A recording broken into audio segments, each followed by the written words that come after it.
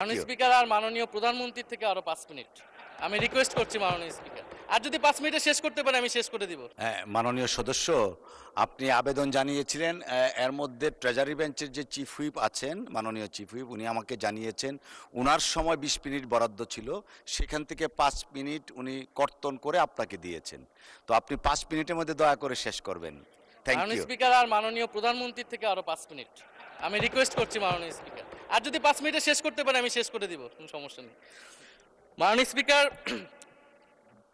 ফলে আমরা দুর্নীতির কথা বলা হচ্ছে, 16 বছরে আওয়ামী লীগের যে দুর্নীতি, সেই দুর্নীতি থেকেও বড় হয়ে গেছে অন্তর্বর্তী সরকারের সময়ে ছাত্র সমন্বয়করা কি দুর্নীতি করেছে। মাননীয় স্পিকার, ছাত্র সমন্বয়করা খুবই খারাপ, তারা মন্ত্রণালয়ে ঘুরেছে, দুর্নীতি করেছে, কিংস পার্টি করেছে। তো মাননীয় স্পিকার, আওয়ামী লীগের আমলে 16 বছরের দুর্নীতির বিচার ওনারা কিভাবে করবেন সেইটা মাননীয় স্পিকার ওনাদের বলা উচিত জনগণের সামনে। এবং আরো ভালো হয় যদি 2001 থেকে 6 সাল পর্যন্ত মাননীয় স্পিকার যে দুর্নীতির অভিযোগগুলো এসেছিল সেটারও একটা স্বচ্ছ তদন্ত মাননীয় স্পিকারের বর্তমান সরকার করে।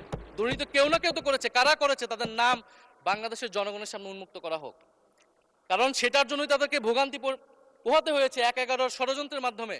বর্তমান প্রধানমন্ত্রী, তাকেও কিন্তু দুর্নীতির মিথ্যা অভিযোগ দিয়ে মাননীয় স্পিকার তার বিরুদ্ধে মামলা করা হয়েছিল।